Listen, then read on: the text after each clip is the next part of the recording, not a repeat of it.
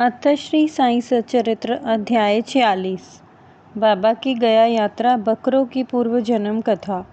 इस अध्याय में श्यामा की काशी, प्रयाग व गया की यात्रा और बाबा किस प्रकार वहां इनके पूर्व ही चित्र के रूप में पहुंच गए तथा 2 बकरों के गत जन्मों के इतिहास का वर्णन किया गया है। प्रस्तावना। हे साईं, आपके श्री चरण धन्य हैं और उनका स्मरण कितना सुखदायी है। आपके भवभय विनाशक स्वरूप का दर्शन भी धन्य है, जिसके फलस्वरूप कर्म बंधन छिन्न भिन्न हो जाते हैं। यद्यपि अब हमें आपके सगुण स्वरूप का दर्शन नहीं हो सकता, फिर भी यदि भक्तगण आपके श्री चरणों में श्रद्धा रखें तो आप उन्हें प्रत्यक्ष अनुभव दे दिया करते हैं। आप एक अज्ञात आकर्षण शक्ति द्वारा निकटस्थ या दूरस्थ भक्तों को अपने समीप खींचकर उन्हें एक दयालु माता की तरह हृदय से लगाते हैं।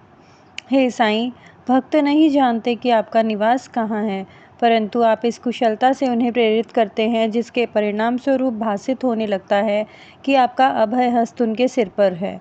और यह आपकी ही कृपा दृष्टि का परिणाम है कि उन्हें अज्ञात सहायता सदैव प्राप्त होती रहती है। अहंकार वे वशीभूत होकर उच्च कोटि के विद्वान और चतुर पुरुष भी इस भवसागर की दलदल में फंस जाते हैं, परंतु हे साईं, आप केवल अपनी शक्ति से असहाय और सुहृदय भक्तों को इस दलदल से उबारकर उनकी रक्षा किया करते हैं। पर्दे की ओट में छिपे रहकर आप ही तो सबके न्याय कर रहे हैं, फिर भी आप ऐसे अभिनय करते हैं जैसे उनसे आपका कोई संबंध ही न हो। कोई भी आपकी संपूर्ण जीवन गाथा न जान सका, इसलिए यही श्रेयस्कर है कि हम अनन्य भाव से आपके श्री चरणों की शरण में आ जाएं और अपने पापों से मुक्त होने के लिए आपका ही नाम स्मरण करते रहें। आप अपने निष्काम भक्तों की समस्त इच्छाएं पूर्ण कर उन्हें परमानंद की प्राप्ति करा दिया करते हैं। केवल आपके मधुर नाम का उच्चारण ही भक्तों के लिए अत्यंत सुगम पथ है। इस साधन से उनमें राजसिक और तामसिक गुणों का ह्रास होकर सात्विक और धार्मिक गुणों का विकास होगा। इसके साथ ही साथ उन्हें क्रमशः विवेक, वैराग्य और ज्ञान की भी प्राप्ति हो जाएगी। तब उन्हें आत्मस्थित होकर गुरु से भी अभिन्नता प्राप्त होगी, और इसका ही दूसरा अर्थ है गुरु के प्रति अनन्य भाव से शरणागत होना। इसका निश्चित प्रमाण केवल यही है कि तब हमारा मन स्थिर और शांत हो जाता है। इस शरणागति, भक्ति और ज्ञान की महत्ता अद्वितीय है, क्योंकि इनके साथ ही शांति, वैराग्य, कीर्ति, मोक्ष इत्यादि की भी प्राप्ति सहज हो जाती है। यदि बाबा अपने भक्तों पर अनुग्रह करते हैं तो वे सदैव ही उनके समीप रहते हैं, चाहे भक्त कहीं भी क्यों ना चला जाए, परंतु वे तो किसी न किसी रूप में पहले ही वहां पहुंच जाते हैं। यह निम्नलिखित कथा से स्पष्ट है। गया यात्रा। बाबा से परिचय होने के कुछ काल पश्चात ही काका साहेब दीक्षित ने अपने ज्येष्ठ पुत्र बापू का नागपुर में उपनयन संस्कार करने का निश्चय किया, और लगभग उसी समय नाना साहेब चांदोरकर ने भी अपने ज्येष्ठ पुत्र की ग्वालियर में शादी करने का कार्यक्रम बनाया। दीक्षित और चांदोरकर दोनों ही शिरडी आए और प्रेम पूर्वक उन्होंने बाबा को निमंत्रण दिया। तब उन्होंने अपने प्रतिनिधि श्यामा को ले जाने को कहा, परंतु जब उन्होंने स्वयं पधारने के लिए उनसे आग्रह किया तो उन्होंने उत्तर दिया कि बनारस और प्रयाग निकल जाने के पश्चात मैं श्यामा से पहले ही पहुंच जाऊंगा। पाठकगण, कृपया इन शब्दों को थोड़ा ध्यान में रखें, क्योंकि ये शब्द बाबा की सर्वज्ञता के बोधक हैं। बाबा की आज्ञा प्राप्त कर श्यामा ने इन उत्सवों में सम्मिलित होने के लिए प्रथम नागपुर, ग्वालियर और इसके पश्चात काशी, प्रयाग और गया जाने का निश्चय किया। अप्पा कोते भी श्यामा के साथ जाने को तैयार हो गए। प्रथम तो वे दोनों उपनयन संस्कार में सम्मिलित होने नागपुर पहुँचे। वहाँ काका साहेब दीक्षित ने श्यामा को 200 रुपये खर्च के निमित्त दिए। वहाँ से वे लोग विवाह में सम्मिलित होने ग्वालियर गए। वहाँ नाना साहेब चांदोरकर ने 100 रुपये और उनके संबंधी श्री जठार ने भी 100 रुपये श्यामा को भेंट दिए। फिर श्यामा काशी पहुँचे, जहाँ जठार ने लक्ष्मी नारायण जी के भव्य मंदिर में उनका स्वागत किया। अयोध्या में जठार के व्यवस्थापक ने भी श्यामा का अच्छा स्वागत किया। श्यामा और कोते अयोध्या में 21 दिन तथा काशी में, बनारस में 2 मास ठहरकर फिर गया को रवाना हो गए। गया में प्लेग फैलने का समाचार रेलगाड़ी में सुनकर इन लोगों को थोड़ी चिंता सी होने लगी। फिर भी रात्रि को वे गया स्टेशन पर उतरे और एक धर्मशाला में जाकर ठहरे। प्रातःकाल गया वाला पुजारी, जो यात्रियों के ठहरने और भोजन की व्यवस्था किया करता था, आया और कहने लगा कि सब यात्री तो प्रस्थान कर चुके हैं, इसलिए अब आप भी शीघ्रता करें। श्यामा ने सहज ही उससे पूछा कि क्या गया में प्लेग फैला है? तब पुजारी ने कहा कि नहीं, आप निर्विघ्न मेरे यहाँ पधार कर वस्तु स्थिति का स्वयं अवलोकन कर लें। तब वे उसके साथ उसके मकान पर पहुँचे। उसका मकान क्या, एक विशाल महल था जिसमें पर्याप्त यात्री विश्राम पा सकते थे। श्यामा को भी उसी स्थान पर ठहराया गया जो उन्हें अत्यंत प्रिय लगा। बाबा का एक बड़ा चित्र, जो कि मकान के अग्निम भाग के ठीक मध्य में लगा था, देखकर वे अति प्रसन्न हुए और उनका हृदय भर आया और उन्हें बाबा के शब्दों की स्मृति हो आई कि मैं काशी और प्रयाग निकल जाने के पश्चात श्यामा से आगे ही पहुंच जाऊंगा।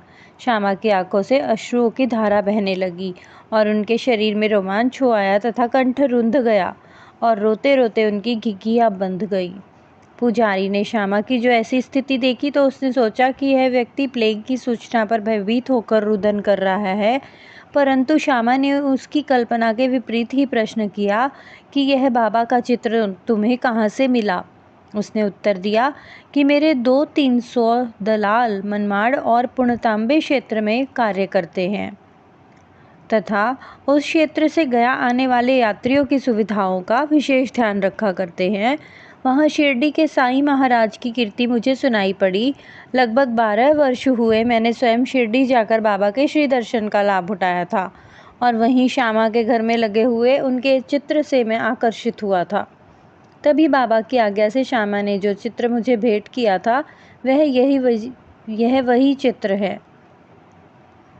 श्यामा की पूर्व स्मृति जागृत हो आई और जब गया वाले पुजारी को यह ज्ञात हुआ कि ये वही श्यामा हैं जिन्होंने मुझे इस चित्र द्वारा अनुग्रहित किया था और आज मेरे यहाँ अतिथि बनकर ठहरे हैं, तो उनके आनंद की सीमा न रही। दोनों बड़े प्रेम पूर्वक मिलकर हर्षित हुए। फिर पुजारी ने श्यामा का बादशाही ढंग से भव्य स्वागत किया। वह एक धनाढ्य व्यक्ति था, स्वयं डोली में, और श्यामा को हाथी पर बिठाकर खूब घुमाया तथा हर प्रकार से उनकी सुख सुविधा का ध्यान रखा। इस कथा ने यह सिद्ध कर दिया कि बाबा के वचन सत्य निकले। उनका अपने भक्तों पर कितना स्नेह था, इसको तो छोड़ो, वे तो सब प्राणियों पर एक सा प्रेम किया करते थे और उन्हें अपना ही स्वरूप समझते थे।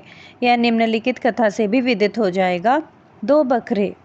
एक बार जब बाबा लेंडी बाग से लौट रहे थे तो उन्होंने बकरों का एक झुंड आते देखा। उनमें से 2 बकरों ने उन्हें अपनी ओर आकर्षित कर लिया। बाबा ने जाकर प्रेम से उनके शरीर पर अपने हाथ से थपथपाया और उन्हें 32 रुपए में खरीद लिया।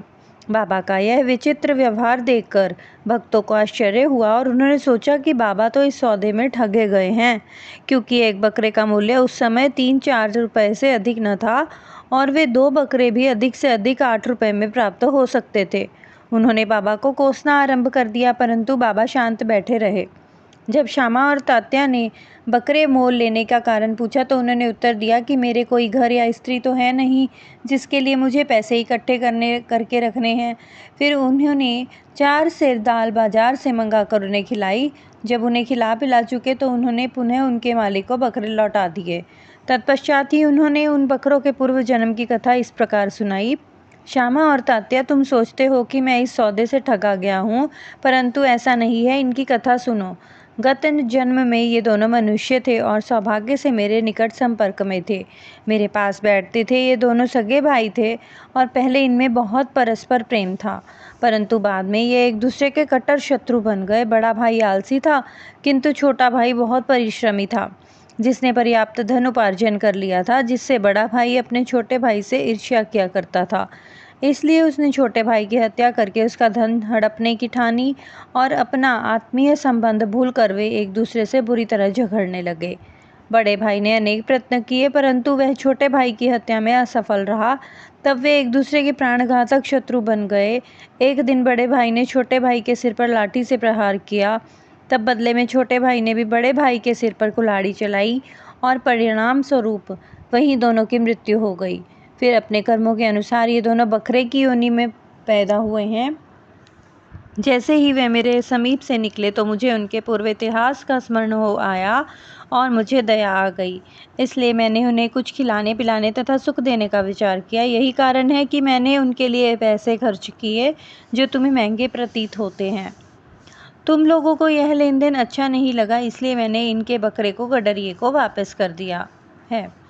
सचमुच बकरे जैसे सामान्य प्राणियों के लिए भी बाबा को बेहद प्रेम था। श्री सद्गुरु साईनाथ अर्पणमस्तु। शुभम भवतु। ओम साई राम।